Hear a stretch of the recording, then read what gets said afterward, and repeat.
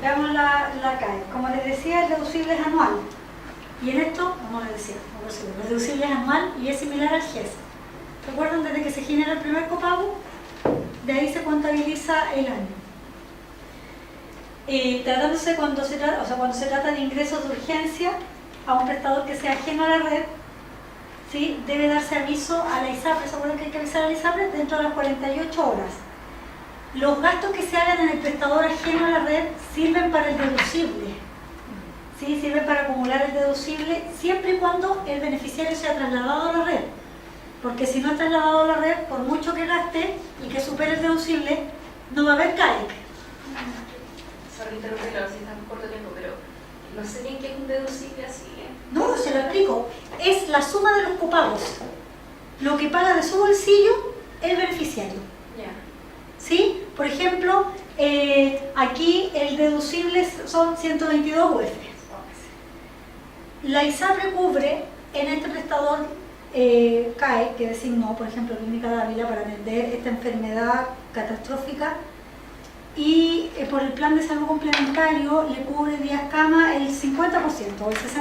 Eso quiere decir que el 40% lo tiene que pagar usted, ¿verdad? Usted va sumando los copagos de cada una de las prestaciones hasta que entere el deducible.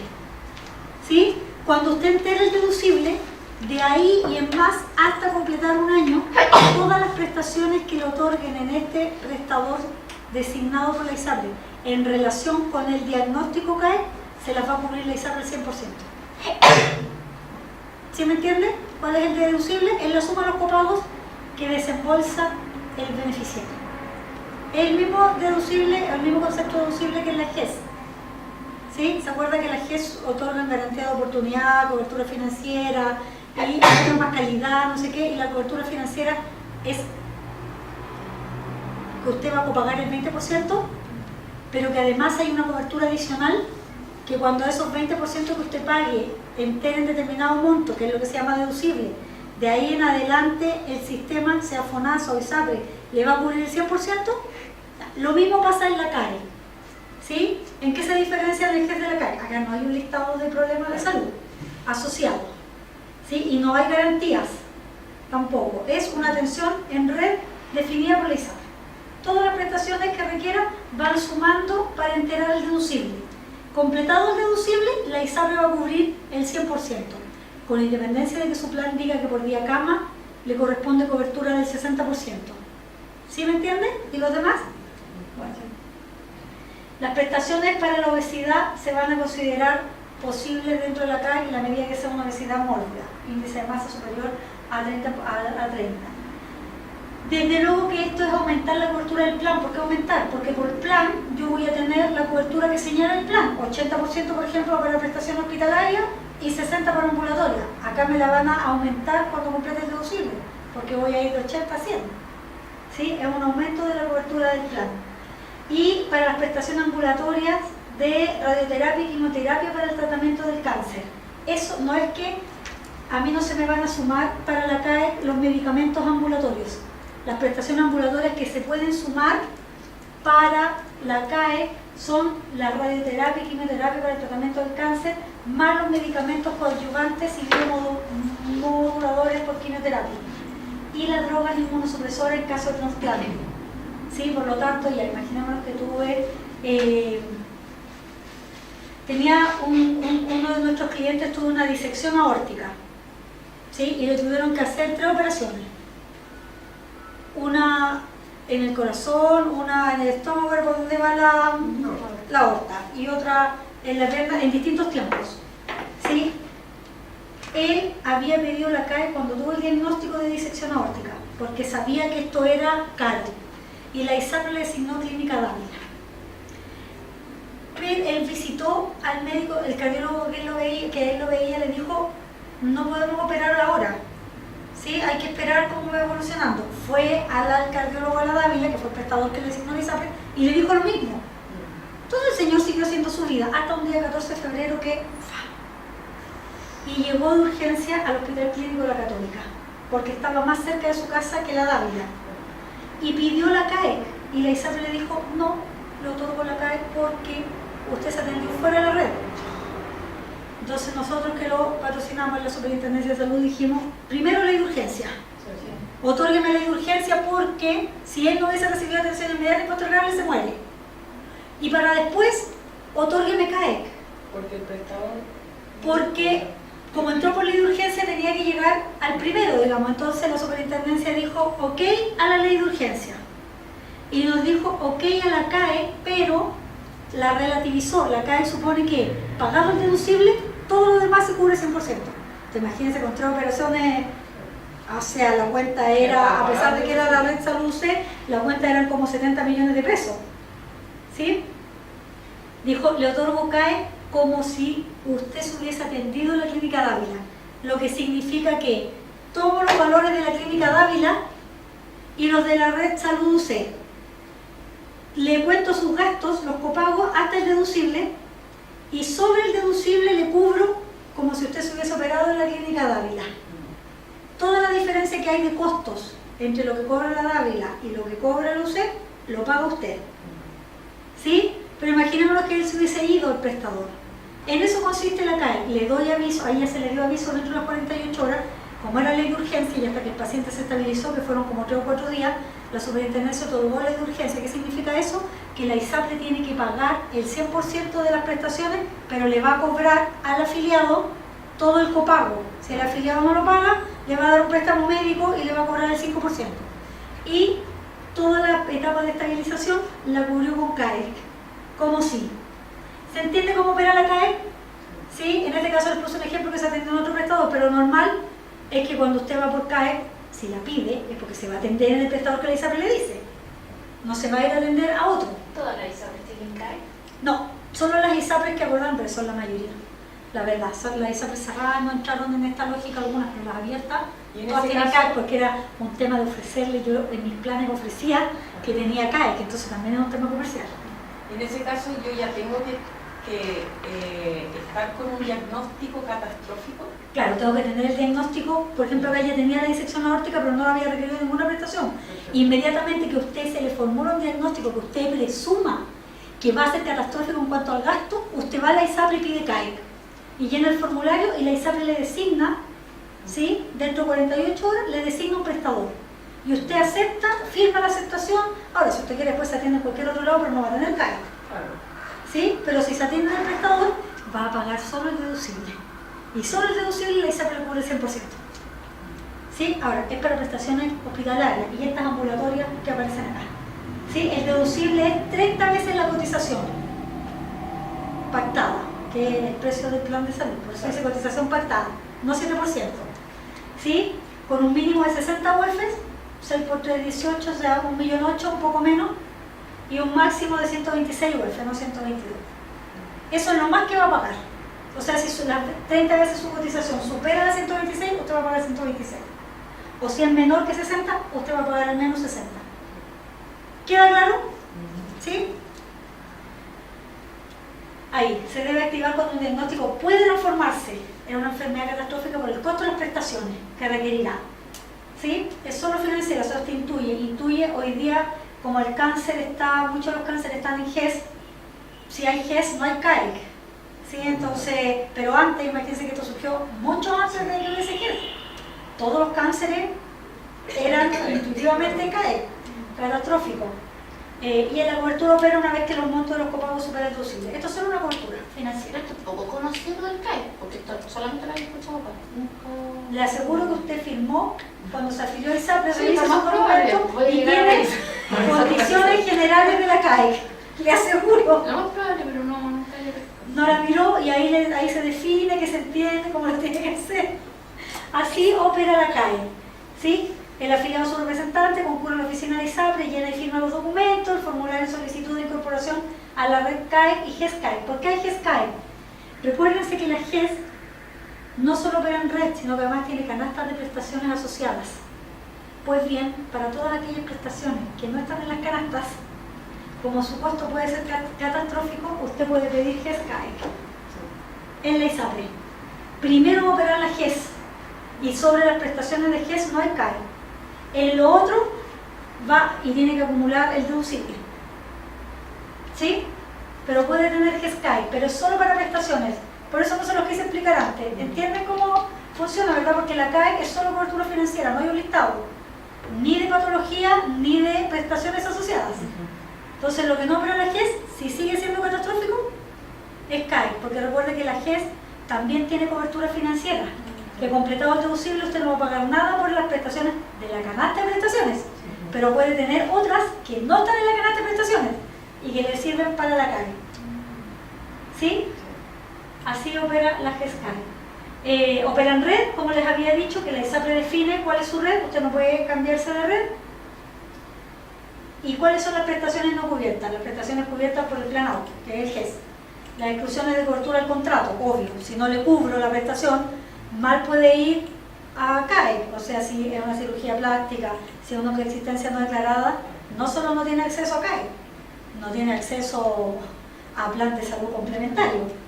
Hospitalización y tratamiento de patologías psiquiátricas, adicciones a drogas o alcoholismo, cirugía y hospitalización fuera de la red o en el extranjero, obvio, porque opera en red, patologías derivadas de complicaciones y secuelas de los tratamientos cosméticos, tratamientos de infertilidad o esterilidad, eso sí que son catastróficos, por la cobertura final, o sea, son carísimos. Tratamiento odontológico, porque la cobertura dental en realidad no está contemplada en el FONASA y en consecuencia tampoco salvo el GES, la salud bucal del niño menor de 6 años, atención y hospitalización domiciliaria en todas sus formas. También la hospitalización domiciliaria es carísima. Tener un kinesiólogo, una enfermera, todos los días, por muchos meses, desde luego que es de alto costo. En el caso de infertilidad y esterilidad, ¿es porque es voluntario que la paciente o el paciente se trate, o sea, o entre a un plan de... Cuando la ISAPRE lo abordaron en esas condiciones. Y si usted me dice es porque no se trata en estricto rigor de una enfermedad, o sea, es como una condición, entiendo yo, digamos. O sea, no... O sea, si usted quiere tener guagua y no puede tener... Claro, como voluntario sí... Y está dispuesto a pagar el tratamiento, hágalo. Prestaciones homologadas, a ver, esto yo no se lo expliqué. No se lo expliqué así derechamente. Las ISAPRES cubren solo las prestaciones que están en el arancel, ¿verdad? No cubren las prestaciones que no están en su arancel y en su arancel al menos tienen que estar las prestaciones del arancel FONASA. ¿Qué pasa con el resto de las prestaciones? En principio la respuesta es, el resto de las prestaciones no tiene cobertura. FONASA no se las cubre a sus afiliados beneficiarios y ISAPRE no se los cubre, por lo tanto el afiliado lo tiene que pagar completa. Pues bien, la ley le ha dado facultades a la superintendencia para homologar. ¿Qué significa homologar? Homologar significa aplicar la cobertura de una prestación arancelada a una prestación no arancelada por existir entre ambas similitudes en la finalidad terapéutica. ¿Sí? Pero es una facultad de la superintendencia. La ISAPRE no le va a ofrecer homologarse. Si usted quiere la homologación, tiene que pedir a la superintendencia que homologue. La superintendencia interviniendo en el caso, para su caso. No es que la superintendencia tenga un listado de prestaciones homologadas. Tiene un listado de prestaciones homologadas para efectos de resolver cada caso. Si en este caso se trata de una prestación que ya homologó en otro caso, va a aplicar la misma homologación.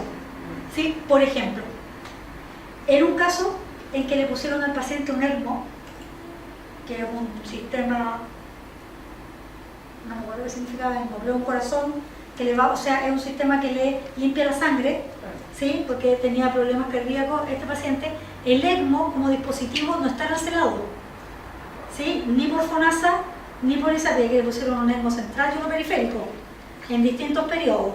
Y entonces nosotros le pedimos en el juicio a la superintendencia que homologara, y la superintendencia lo homologó a un dispositivo que cumplía, a un procedimiento que cumplía la misma función terapéutica de limpiar la sangre, y ordenó que la ISAPRE le otorgara a esta prestación no arancelada la cobertura que el arancel define para esta otra. Eso es homologar. ¿Se entiende? ¿Se entiende? En el caso de... ¿Sí? En el caso de exámenes de laboratorio, que hay cuestiones que son muy específicas que la hace un laboratorio y no está arancelado y solamente se puede pagar particular. Ahí también es lo que se podría aplicar. Usted podría, claro, lo que pasa es que si le costó 40 lucas, usted no vaya a hacer un juicio arbitral de 8 meses. Claro. No, por ejemplo, pero han habido las homologaciones y una uso de una inmunoglobulina, no sé qué, es muy específico. ¿Y es muy costoso? Sí, son exámenes que cuestan 250 mil pesos. Claro, podría ir, requerir y pedir a la superintendencia que homologara, sí, obvio, ella podría ejercer sus facultades arbitrales. Ahora, entendiendo por homologación el reemplazo de prestaciones por otras no modificadas en el arancel del contrato Las prestaciones homologadas no están sujetas a CAE, o sea, si usted le pide a la superintendencia que le homologue y la superintendencia le dice ok, lo que usted copagó por esa no va a ser deducible y tampoco se le va a otorgar CAE. ¿Sí? Allí va a tener que pagar el copago sí o sí. ¿Se entiende? Desde lo homologado. Sí, la prestación homologada. No hay homologación y CAE. Desde luego no hay homologación y GES, porque el GES define la canasta de prestaciones. Así que no puede haber homologación y GES. No califica, digamos, si está en la canasta GES, es porque esa es la cobertura que hay que otorgar. Tampoco está incluido dentro de la CAE los tratamientos quirúrgicos de la obesidad mórbida, sus complicaciones y secuelas, así como cualquier otro tratamiento posterior, tanto quirúrgico como no quirúrgico, que tenga el carácter de cosmético, abdominoplastía u otra corrección derivada de la baja de peso. Cuando usted le hace una cirugía bariátrica y después queda con mucha colgajo, le tienen que hacer otra. Eso no, ni la cirugía de la obesidad es por CAE, pese a que le puede costar muy caro y puede tener varias operaciones. Y tampoco los medicamentos ambulatorios, salvo lo que veíamos, las drogas inmunosupresoras en caso de trasplante, las drogas citotóxicas para cicloquimioterapia, para el tratamiento del cáncer y los medicamentos definidos como coadyuvantes o biomoduladores que se usan antes, durante o después de los ciclos de quimioterapia que están considerados en los programas del MinSal. Y los fármacos que tienen el carácter experimental para la patología en tratamiento tampoco están cubiertos por CAE. O sea, si usted le hacen, hoy día las células madres son tratamientos que ya están como considerados, pero cuando recién partieron eran tratamientos experimentales, digamos. Tampoco usted podía someterlo a CAE. ¿Sí? Eso es la CAE. ¿Dudas, preguntas? Estos ya son temas muy específicos. La CAE cubre el traslado de un paciente solo en caso de urgencia de riesgo vital o secuela funcional grave. O sea, los traslados de la casa al prestador o de un prestador a otro no es CAE, lo que significa que lo que sea que cueste no lo puedo sumar como deducible, y si que con eso me hubiese enterado un deducible, no me van a cubrir la diferencia. Pero eso puede entrar por ley de urgencia médica. Sí, pues por eso, pero tiene que ser ley de urgencia. ¿Sí? Solo cubre el traslado si es por ley de urgencia. Y entonces, ¿qué va a tener usted allí? Mire, piénselo. Inicié la patología con el traslado, porque me dio, estaba, no sé, en otro, y me tuve que contratar una ambulancia privada porque la pública nunca llegó ya. Y el traslado fue, yo llegué con riesgo vital. Usted va a tener ley de urgencia. La ley de urgencia significa que la ISAPRE le paga al prestador, pero usted tiene un copago. Como el traslado está considerado para la CAE, lo que a usted le costó el traslado se le va a sumar a su deducible para poder llegar a la CAE. ¿Sí? ¿Sí se entiende cómo opera? La ISAPRE puede reemplazar cualquiera de los prestadores de la red. La ISAPRE tiene definido ex ante cuáles son los prestadores CAE. Usted va y le llena el formulario y la ISAPRE dentro de 48 horas le designa un prestador CAE que está previamente designado. Si usted se mete a su ISAPRE, al plan de a su página y busca los prestadores CAE que tienen, se los va a ver un listado. Ahora, no son per secula seculorum. La ISAPRE puede cambiar esos prestadores CAE, pero tiene que siempre mantener actualizada la información. Ahora, el prestador que se incorpore a la red CAE, que esta red privada de la ISAPRE tiene que mantener las mismas condiciones de calidad técnica que aquel que elimina. Tenemos otro caso, les cuento en mi caso porque estos son reales. Niño operado por hipoacusia bilateral severa profunda. Niño de 2 años. En este caso era, déjenme recordar, era GES, la hipoacusia. Sí. El prestador que designó la ISAPRE fue la Clínica Bicentenario. El padre, que atendía a su niño en la Clínica Las Condes, va a la Clínica Bicentenario y el médico que lo atiende le dice que nunca han hecho un trasplante coclear bilateral para un niño de 3 años y que no saben calibrar, porque después que le ponen el implante coclear tienen que calibrar para que el niño pueda escuchar bien, era bilateral, o sea, el niño eso. Y había que hacérselo porque ya el niño empezaba con el lenguaje y si no después el retraso que se iba a producir era enorme. Entonces el padre con este antecedente va y opera a su niño en la Clínica Las Condes, que era de lo que atendía. Y la ISAPRE por supuesto le dice plan libre elección, cobertura plan complementaria. Le mandamos a la superintendencia por insuficiencia del prestador GES, insuficiencia técnica por estos motivos, pero además la ISAPRE cambió el prestador GES. En un tiempo tuvo a la Clínica Las Condes para los implantes cocleares y después lo cambió a la Clínica Bicentenario, pero la información que puso en su página web no la actualizó. La superintendencia cogió el reclamo porque lo cambió como 2 o 3 veces, después lo cambió a otro y ese tercero nunca le fue informado a la superintendencia. superintendencia, además los prestadores GES le tienen que ser informados a la superintendencia. Y pedimos CAE para aquellas prestaciones no cubiertas. Claro. ¿Sí? ¿Y no dieron tú? Pero si no hubiese reclamado, los implantes cocleares eran lo más caro. Eran lo más caro. Ahora, creo que le dieron los implantes como si se hubiese atendido en la Bicentenario, pero igual era algo, porque ellos trajeron unos implantes de mayor tecnología, entiendo que los importaron. Eso. ¿Dudas, preguntas? No, la ley de urgencia no la vamos a saltar, no es que no la vamos a saltar. La vimos con detención, pero si alguien tuviese alguna pregunta, todo lo que vimos de la ley de urgencia es lo mismo que para el sistema ISAPRE. Yo tengo una duda con el Sí. CAE. Ya. Sí. Dijo que no todas las ISAPRES tienen CAE, ¿cierto? Porque no es por ley. Ya, pero al no tener todas CAE, me imagino que tampoco existe un listado de enfermedades que consideren catastróficas. No, Entonces, es que el ¿cuáles son sistema los no es enfermedad catastrófica, es cuando usted tenga un diagnóstico que le haga presumir que va a ser costoso financieramente, usted pide CAE. Ya. O sea, probablemente por una apendicectomía no voy a pedir CAE. Por un parto tampoco, salvo que tenga un parto de trillizo o de cuatrillizo y que la probabilidad de que nazcan anticipadamente y que necesiten incubadora y no sé qué y no sé cuánto, usted va a ir a pedir CAE antes de que nazca. el CAE, la ISAPRE me lo concede, pero al final nunca pasa a ser catastrófico. Es que la ISAPRE sabe por qué siempre concede el CAE, porque como es cobertura financiera está dado por el deducible. Si usted completa el deducible quiere decir que la enfermedad es catastrófica, Ya. porque está gastando más. Eso es lo que lo hace catastrófica, que va a gastar más de 30, más de 30 y 126. Y 126 UF, no, 60 y 126 UF. Ahora, no es objetivo. Es en atención a su cotización, porque para una familia que paga como cotización de plan de salud 5 UF, que las prestaciones cuesten 4 millones, es catastrófico. Pero para alguien cuya cotización es 15 UF, probablemente pagar 5 millones no es catastrófico, por eso es deducible en función de la cotización. O sea, si yo considero que para mí me voy a desfinanciar por una cirugía que para mí es cara, para mi financiamiento, yo activo el CAE. Si lo cumplo bien y si ¿y sabe no, por qué la bien. ISAPRE se lo concede? Esto es súper simple, es una red cerrada. La ISAPRE le dice, ¿usted quiere CAE? Vaya a atenderse en este prestador. Ya. Y por lo tanto, si atendiéndose en ese prestador que yo le dije, su copago superó 30 veces su cotización con un mínimo de 60 UF y un máximo de 126, sobre eso yo le pago todo. Claro. ¿Se fija? Usted puede ir por cualquier diagnóstico que usted crea que le va a reportar de copago de gastos suyos en su bolsillo, más de 30 veces su cotización con estos mínimos y este máximo. Ya, ok. ¿Se fija? Entonces sí, efectivamente, es así. Y si, por ejemplo, a lo mejor yo no lo considero, por ejemplo, una apendicectomía, y tuve complicaciones, Usted puede ir y pedirla ahí, pero va a ser trasladado al prestador. Las prestaciones, Claro, los y- copagos anteriores no se le van a sumar Se suma Sí. pero una desde la complicación desde que liquidación ingresa, se no, paga. desde que ingresa el prestador. Ah, ya.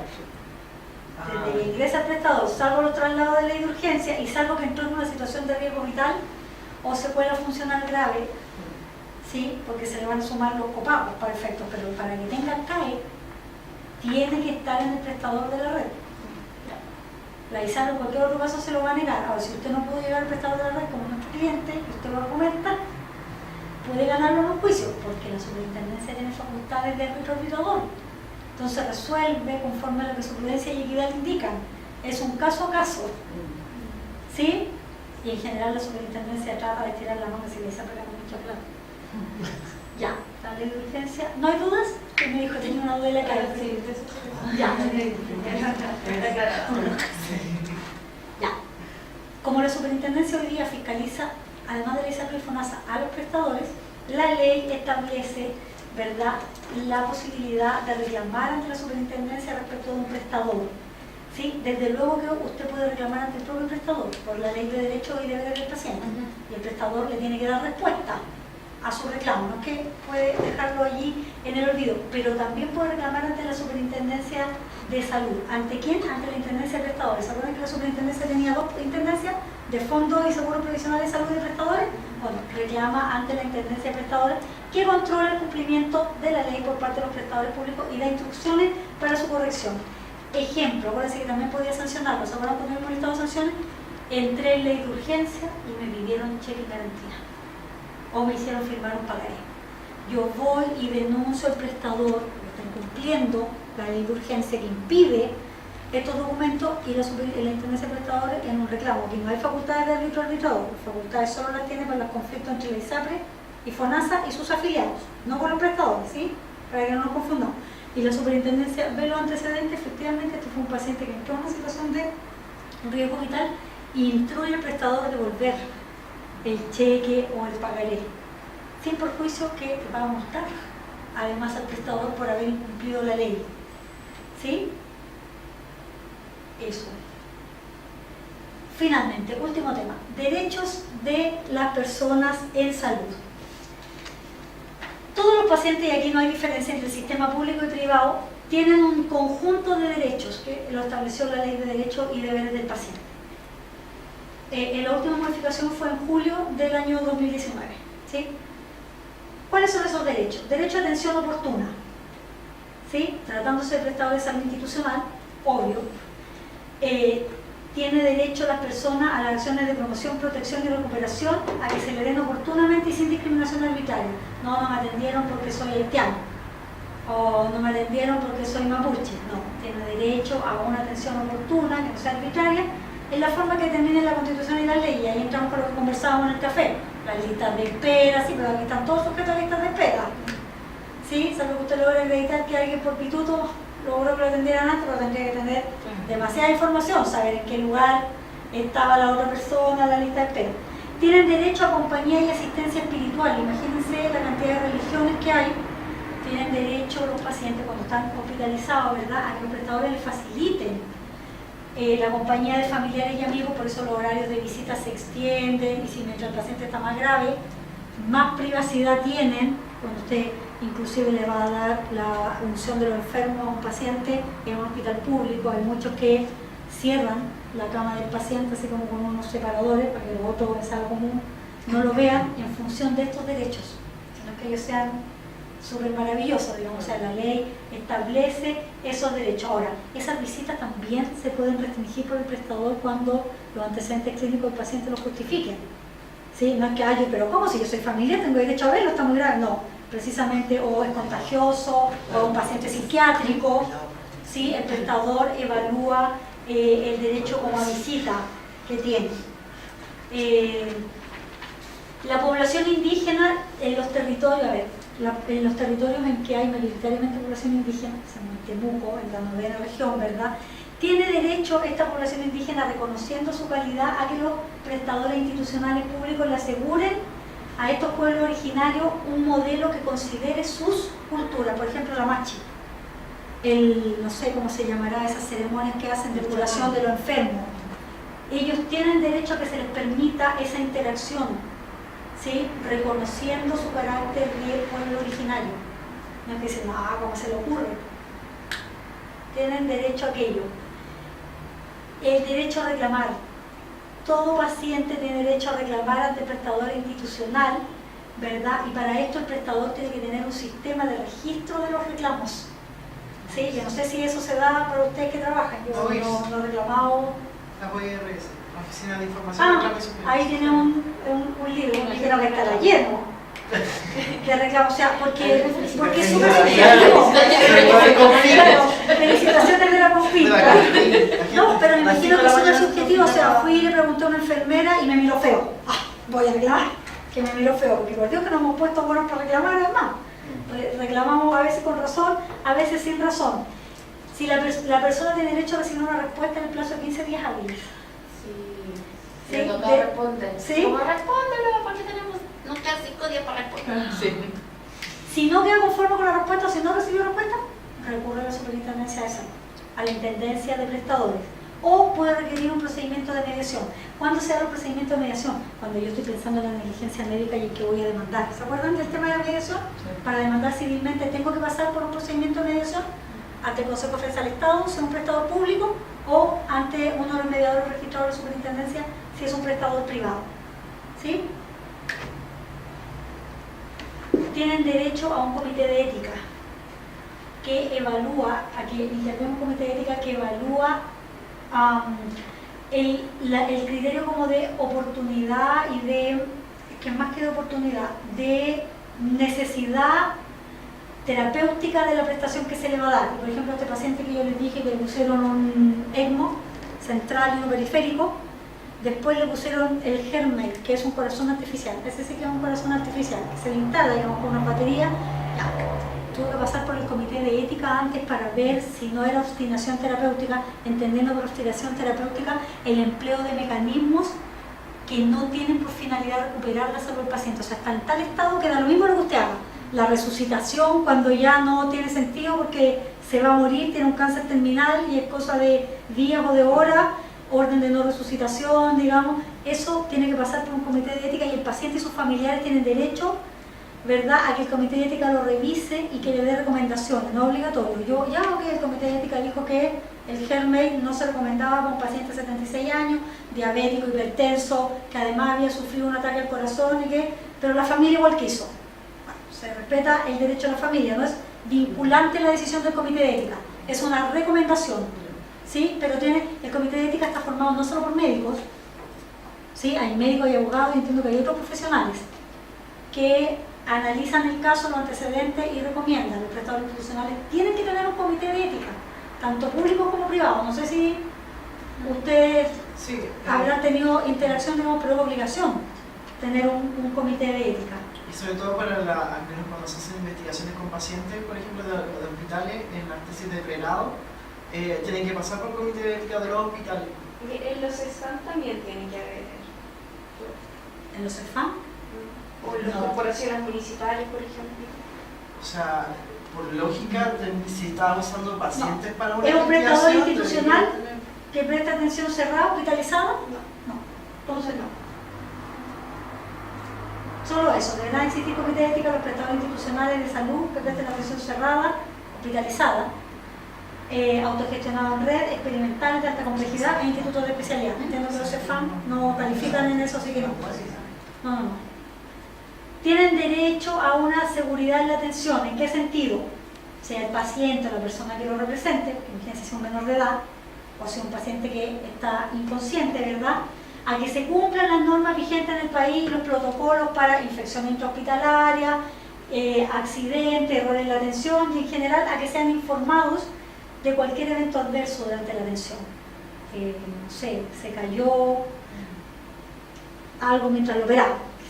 No tengo idea si esto funciona así tan, como que si el médico sale y explica. En los eventos adversos deben, no siempre se le avisa al paciente. O al representante, claro. Pero tiene que existir un mecanismo para comunicar que hubo un evento adverso o centinela. Ahí se hace la diferencia también, pero al menos para la acreditación tiene que existir los mecanismos. No, si también, pero una cosa es lo que yo tengo diseñado y estructurado, inclusive el funcionario contratado. Exacto. Lo que yo les preguntaba es si esto funciona en la realidad.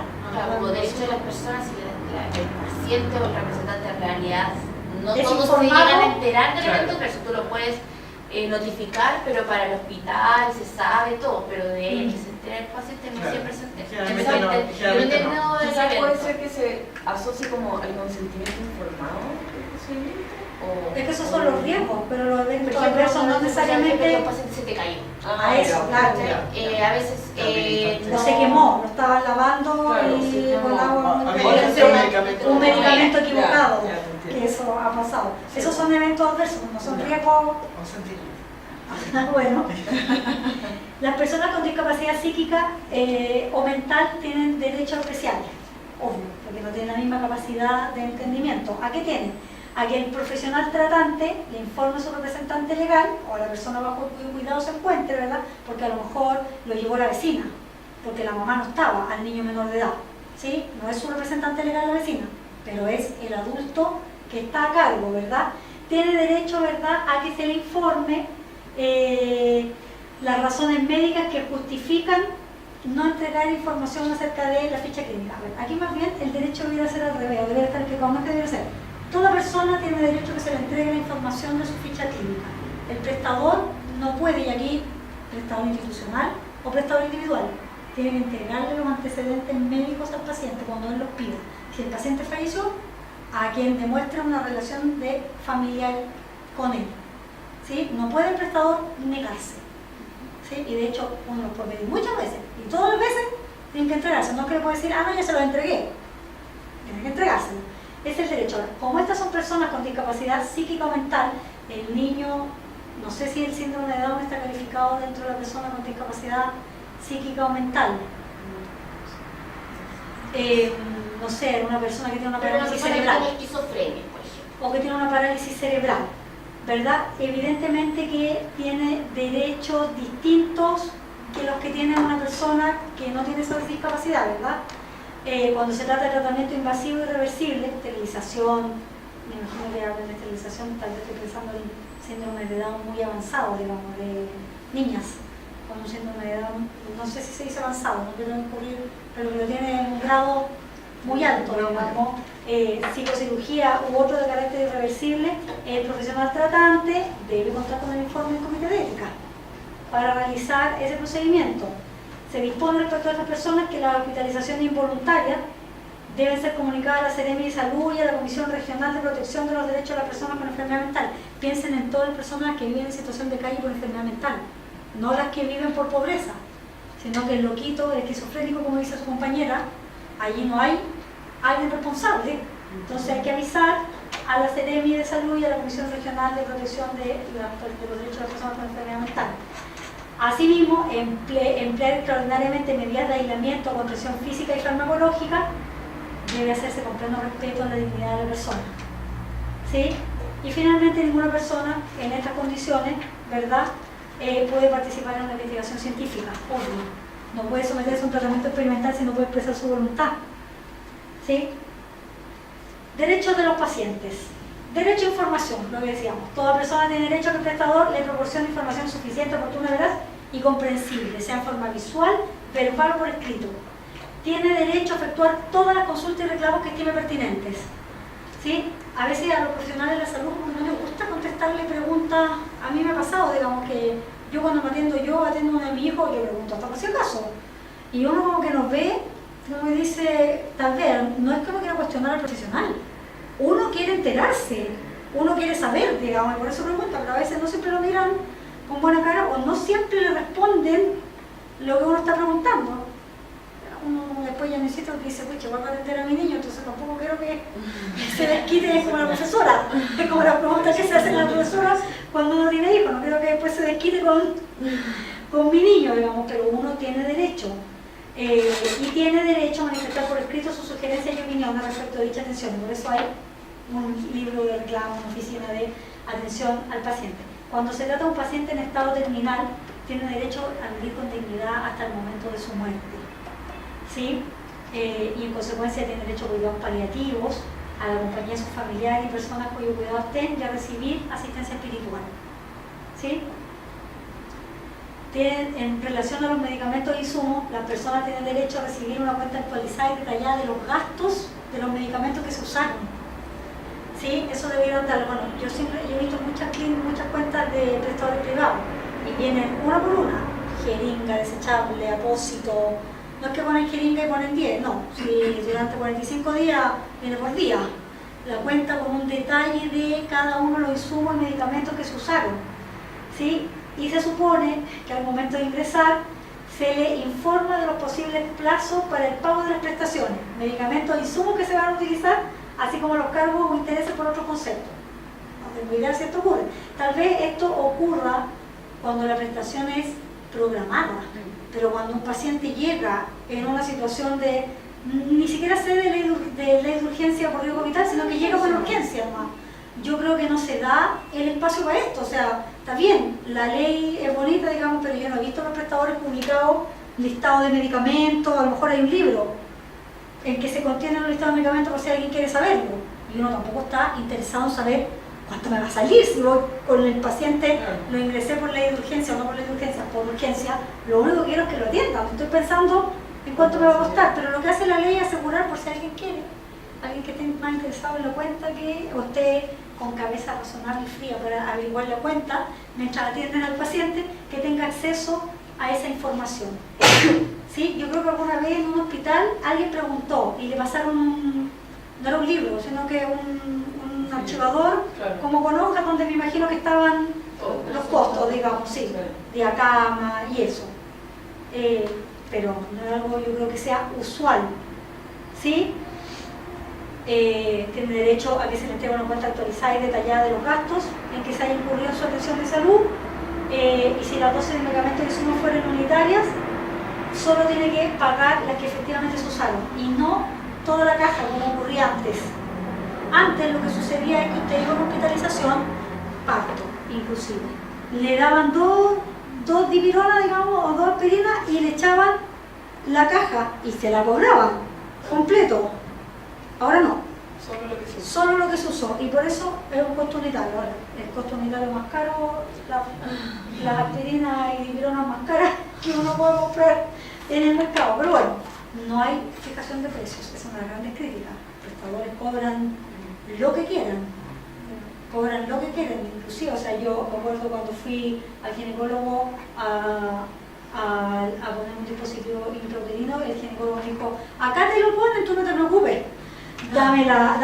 dime cómo se llama y lo compro en la farmacia, obvio, o sea, no estaba dispuesta a pagarle el doble que me iba a cobrar, y no pudo ponerse, no me podría haber dicho, no, tengo derecho a llevar mi medicamento a la medida que esté sellado, porque tampoco lo puedo arriesgar, aquí llevo algo abierto que no se sabe si cumple como las condiciones y después lo voy a ocupar a él. Sí, las hospitalizaciones en las clínicas cobran chip de ingreso. El chip de ingreso incluye la cartera, las pantuflas, todos esos cepillitos de dientes que te ponen en el baño, la caja de guantes, ese es el chip de ingreso. Y eso te lo cobran ya. Entonces por eso mucha gente dice, si eso ya me lo cobraron, así que se lleva la caja de guantes, todo lo que encuentre en el baño, claro, sí, obvio. Tienen derecho a un trato digno en todo momento y circunstancia, lenguaje claro y adecuado, protección y respeto de su honra y vida privada y actitudes de cortesía y amabilidad. Esto se le olvida a veces. Cuando se trata de la toma de fotografías, grabaciones, filmaciones, cualquiera que sea su fino uso, ¿verdad?, tiene que contarse con autorización escrita del paciente. Aquí la clínica Indisa, por ejemplo, tuvo un grave problema cuando alguien, o un funcionario, no se supo quién, fotografió a este niño que se quemó. A Ignacio Abarca. Sí, y ahí tuvieron que llegar a un acuerdo porque las fotos se filtraron sin su consentimiento. O sea, a alguien se le ocurrió que este era un personaje famoso y fotos. Claro, con los celulares, por eso algunas clínicas han prohibido el uso de celulares como cuando están en la atención de pacientes, para evitar ese tipo de situaciones, para cumplir este derecho. ¿Sí? Después que salió ese video donde en el pabellón estaba mirando el partido de Chile. Ah, sí. Salió un... Estaban mirando al paciente y fue una circular del ministerio porque llegó a todos los hospitales. Fue una circular a nivel del país, sí. Esto es lo que seguramente ustedes ¿Y vivieron. qué pasa ahí, por ejemplo, que los papás de repente se le va a sacar una foto a la herida del hijo? Me ha pasado pacientes que yo tengo que hacer curaciones de operatorias, de columna. Entonces dicen, ya quiero sacarle una foto. Es su hijo. Sí. Luego que se saque foto y le saca la foto. No, usted no puede oponerse porque el derecho es en relación al prestador. Claro. Si el prestador, y entendiendo por prestador, O sea, si tú deseas cualquiera de los funcionarios que atiende no puede sacar una foto o filmar, quiero grabar esta operación porque es pionera y se la quiero mostrar a mi alumno por clase, tiene que tener la autorización por escrito del paciente. Si el paciente se la da, puede hacerlo. De lo contrario, está vulnerando el derecho del paciente, porque vulnera la dignidad del paciente. Eso es lo que está, y por eso se ve dentro del trato digno. Pero, por ejemplo, el papá en este caso puede grabar la pensión. Absolutamente, porque él es el representante legal. Y grabar también al funcionario mientras atiende. En estricto rigor no puede grabar al funcionario mientras atiende porque él no está en un lugar público. Se fijan, la grabación en lugares públicos la puede hacer cualquiera. O sea, si yo voy al estadio y me pongo a grabar o voy a un parque, sí, pero aún así los tribunales han cuestionado porque hay un derecho constitucional que es el derecho a la imagen y a la honra de la persona. Entonces, si yo grabo a su compañera curando una herida o está haciendo un procedimiento por la suba, mira cómo se lo hizo, la atendió, no sé lo que quiera, está afectando su derecho a la honra que tiene la persona. Al derecho funcionario. No, derecho a la honra como ser humano. O sea, nadie tiene, si yo estoy en mi casa teniendo sexo con mi marido, por ejemplo, y tengo la ventana abierta y mi vecino ve, él no puede grabar. ¿sí? Porque es el derecho a la honra de la persona.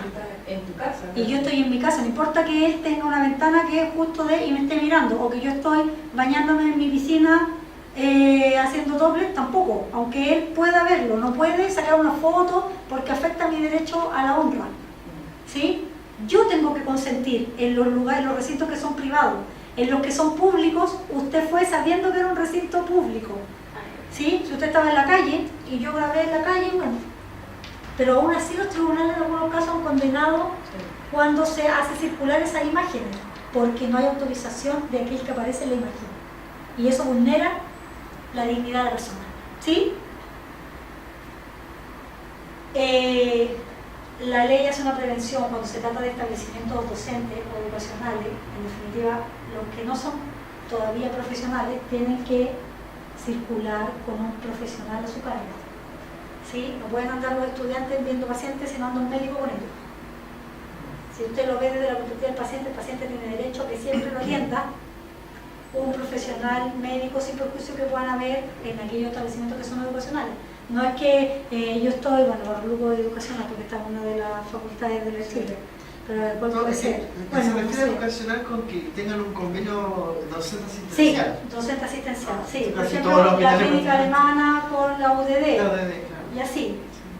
Sí, pero claro, me podrán ver, no sé, 10 estudiantes, pero tiene que andar con ellos un profesional, ¿sí? En base a eso, bueno, lo que hablábamos el sábado pasado, esa acreditación de la negligencia que hubo cuando le inyectaron insulina en vez de heparina a una paciente, y era porque la enfermera había entrado o sea, no daba abasto y le pidió ayuda a la practicante. Y la practicante fue la que empezó. Se equivocó, chico. Ahora, no es que no lo haya podido hacer la practicante, pero tiene que haber tenido supervisión de ella. Entonces, claro, la responsabilidad ahí es de la enfermera. ¡Ay, la dejó sola más encima! La dejó sola, sí, porque no daba abasto con tanta paciente. Sí, está bien, pero... O sea, qué terrible. Ya. Reserva de la información contenida en la ficha clínica. Esto es esencial. Hay una ley en nuestro derecho, que es la ley 19.628 sobre protección de los datos personales. Todos los antecedentes de salud de una persona son datos personales. Eso quiere decir que nadie los puede manejar, manipular sin el consentimiento de la persona. Y que a su vez esa persona tiene derecho a que se le entregue toda la información que es de ella. ¿Sí? En consecuencia, la ficha clínica, que es el instrumento obligatorio en que se deben registrar los antecedentes relativos a las áreas de salud de las personas, ¿verdad? O a las áreas relacionadas con la salud de las personas, lo que busca es que haya una información integral respecto del paciente, ¿sí? Pero este documento es confidencial. Yo no puedo sacar una copia y entregársela a una persona distinta del paciente, salvo que el paciente haya fallecido, insisto, y pida la información a aquel que demuestre ser un familiar, un hijo. Generalmente los prestadores son bien restringidos con eso, o sea, piden acreditar la calidad de hijo o de cónyuge o de hermano, digamos. Puede configurarse de manera electrónica. Hoy día la verdad es que la mayoría de las clínicas privadas tienen fichas electrónicas, ¿sí? No fichas manuales.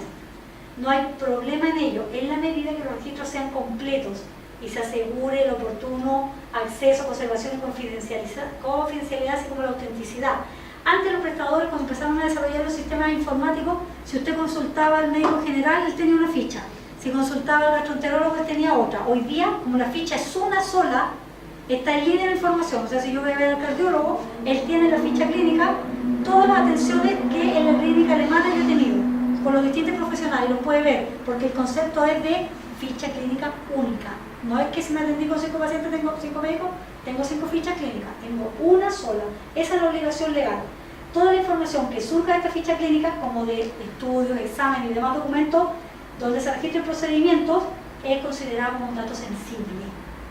¿Sí? Nosotros en la clínica del Conde, de hecho, pasaban a fiscalizar, porque como teníamos los computadores, de repente uno estaba escribiendo, iba a atender algo, volvía, y se encontraban que el computador pasaba abierto, Sí. era como sanción, porque llamaba la atención, porque la ficha, claro, de repente uno de los computadores los deja abiertos, se va a hacer otra cosa, claro. y cualquiera puede entrar y Puede ver. mirarlo, y ver la No puede información. compartir las claves de acceso a las fichas clínicas, Exactamente. únicas. Imagínense que la ficha clínica tiene que permanecer por un periodo de al menos 15 años en el prestador. Por eso la ficha clínica electrónica es lo razonable. Imagínense que tenga que tener un papel. Por Pero 15 años necesitaría... En el hospital Van Buren, el tienen menos bodega. uno, el subterráneo, todo el subterráneo es de bodega. O sea, imagínense, eso se produce un incendio ahí. O sea, el riesgo, pero bueno, seguramente por los recursos que cuentan es lo que pueden hacer. A solicitud de la siguiente persona debe entregarse el contenido de la ficha clínica o una copia de ella. ¿A solicitud de quién? Del titular, obvio, o su representante legal, que es decir, un niño menor de edad, un niño incapacitado mentalmente, al representante legal se le debe enterar, o en caso de fallecimiento del titular, a sus herederos. Esta es una norma absurda. ¿De qué perspectiva? Yo como prestador no tengo cómo saber si este sujeto es heredero o no del que se murió. Entonces lo que le pido es acreditar el parentesco. Si el hijo, cónyuge y falleció el paciente, se le entrego. ¿Sí? Presumo que es heredero, no es que le tengo que pedir una posesión efectiva. No. A un tercero debidamente autorizado por el titular, mediante un poder simple otorgado ante notario. ¿Qué quiere decir un poder simple? No por escritura pública. Uno le otorga un poder a un familiar y autoriza la firma ante notario. Eso es un poder simple. ¿Sí? A los tribunales de justicia, obvio, siempre que un tribunal de justicia pide una ficha clínica, sea un tribunal civil o criminal, el prestador está obligado a hacerla llegar, no puede negarse. Aun cuando el paciente no preste su consentimiento, la superintendencia es un tribunal, cuando ejerce las facultades de árbitro arbitrador. ¿Sí? Por lo tanto, lo que hace es oficiar. Oficio de la clínica o oficio del hospital, envíeme la ficha clínica del paciente tanto. Y el prestador no le puede decir no se la no, ni le pregunta al paciente ni nada. No es necesario, tiene que enviarla. ¿Sí? Es una obligación. A los fiscales del Ministerio Público y a los abogados, previa autorización del juez competente cuando la información está vinculada con la investigación que se está realizando. Al Instituto de Salud Pública en el ejercicio de sus facultades. No sé si hay una epidemia, tienen que controlar. Derecho de atención preferente. Este fue el último derecho que se incorporó en julio del 2019. Todas las personas mayores de 60 años y personas en situación de discapacidad tienen derecho a atención preferente. Y esta atención preferente es para darle hora en los consultorios, desde allí para adelante, ¿verdad? Y para ser atendido, sin perjuicio de la priorización que corresponde aplicar según la condición de salud de emergencia. El triaje, ¿qué hacen? Triaje, según, claro, triaje, obvio, pero cuando se trata de, si me llama una persona de 65 años para pedir hora en el consultorio, tiene derecho a atención preferente. No puedo decir, en 5 días más lo atiendo. ¿Sí? Tiene derecho a atención preferente. Deberes. No solo tienen derecho los pacientes, también tienen deberes. Desde luego, respetar el reglamento interno del establecimiento. Lo que se hace extensivo a su representante, familiar y visita. Si la hora de visita es de 4 a 6, no puedo ir a echar abajo la puerta porque yo salgo de la pega a las 7 y solo puedo llegar a las 8. No, porque es parte del reglamento. ¿Sí? Tengo que respetarlo. Tiene que procurar informarse acerca del funcionamiento del establecimiento y sobre los procedimientos de consulta y reclamos establecidos. Cuidar las instalaciones y equipamientos que el prestador mantiene a su disposición. Tratar respetuosamente a los integrantes del equipo médico, para un lado y para otro. Como paciente tengo derecho a un trato digno, cordial, amable, también tengo que tratar de la misma forma a los funcionarios, ¿verdad? Tanto la persona que solicita la atención como sus familiares o representantes deben colaborar con el equipo de salud entregando la información necesaria para el tratamiento. ¿Y qué medicamentos toma? No les puedo decir. Ese redondito. ¿Ah? Blanco redondito. Claro. ¿Dudas, preguntas? ¿No?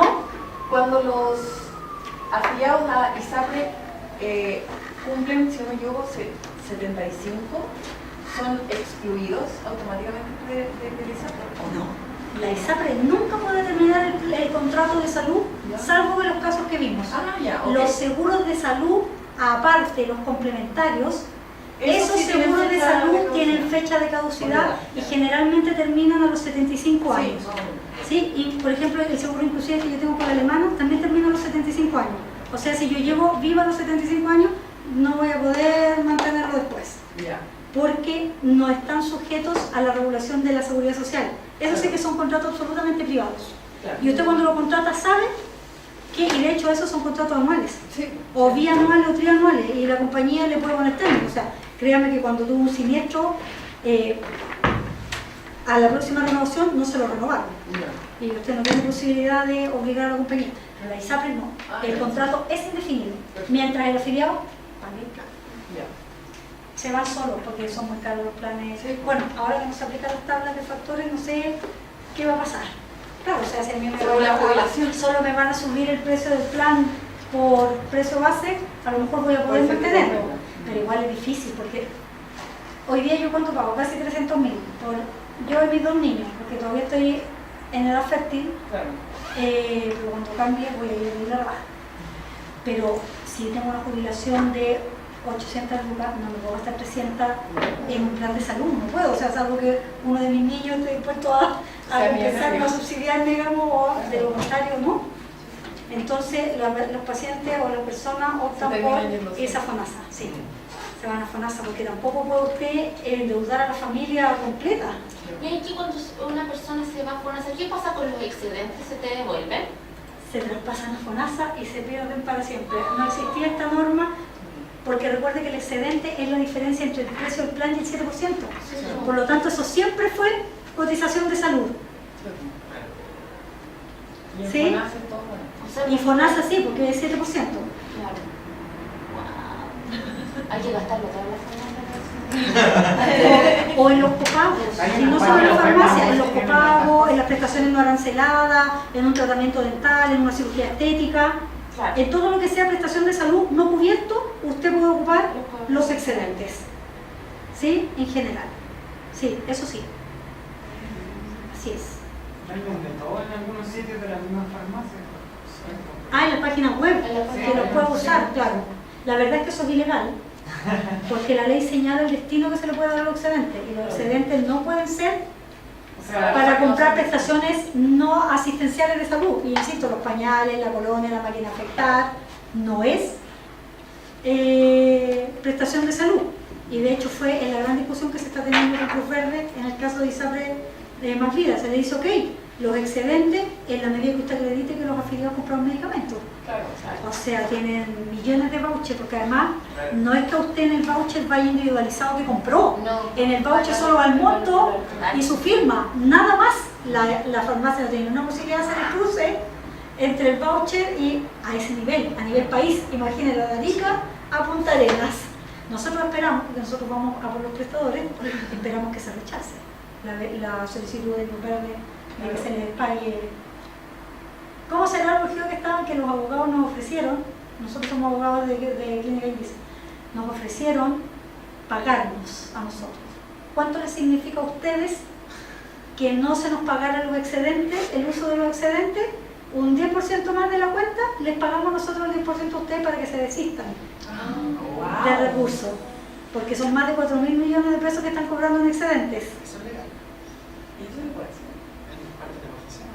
Es una transacción para desistirse.